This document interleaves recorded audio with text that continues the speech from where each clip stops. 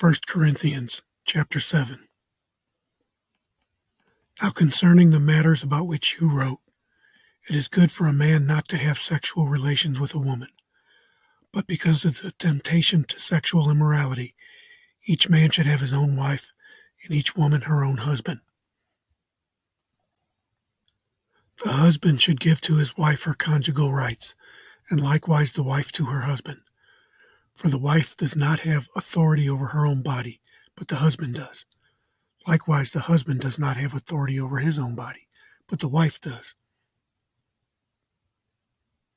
Do not deprive one another, except perhaps by agreement for a limited time, that you may devote yourselves to prayer, but then come together again, so that Satan may not tempt you because of your lack of self-control.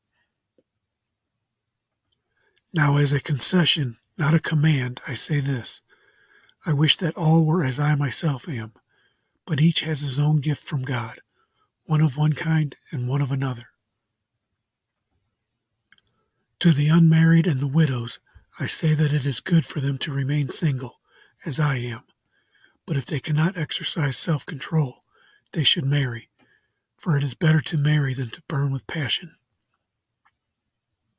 To the married I give this charge, not I, but the Lord.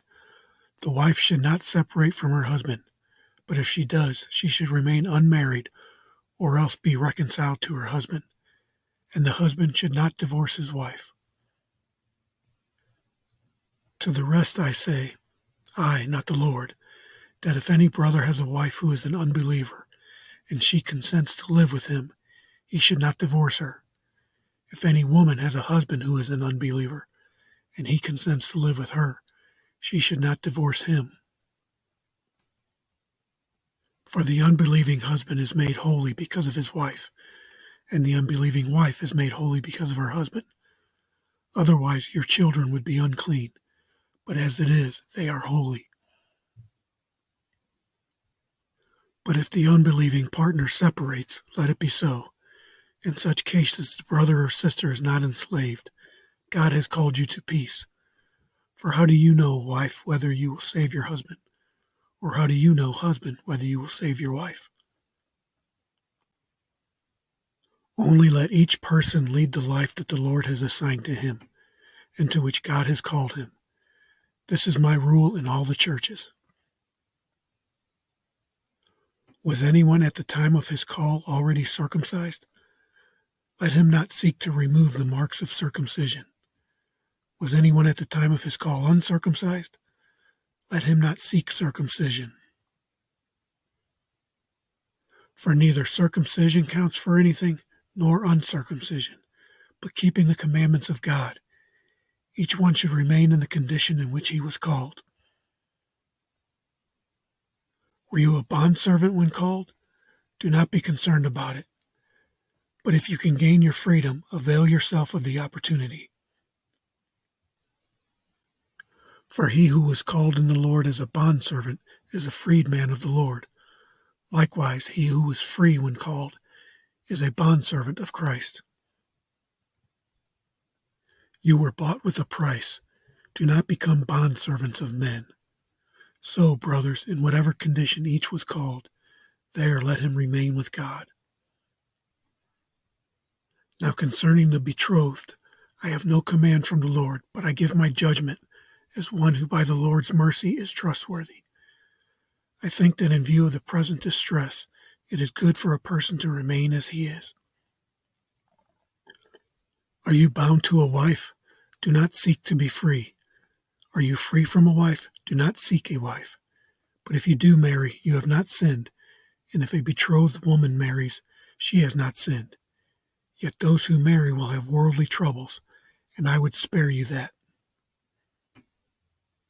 This is what I mean, brothers.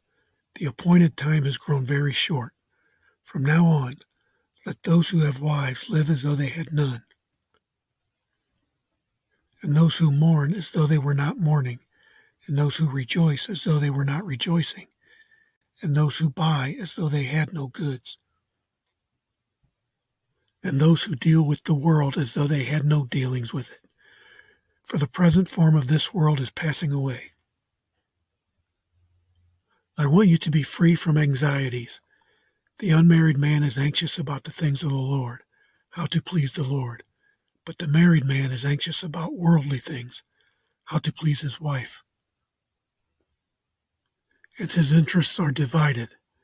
And the unmarried or betrothed woman is anxious about the things of the Lord, how to be holy in body and spirit.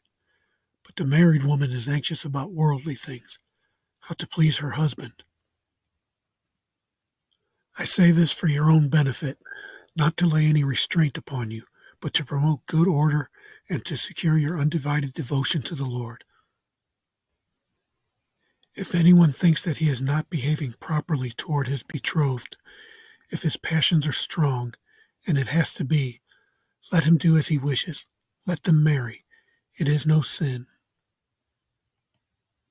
But whoever is firmly established in his heart, being under no necessity, but having his desire under control, and has determined this in his heart, to keep her as his betrothed, he will do well. So then he who marries his betrothed does well, and he who refrains from marriage will do even better.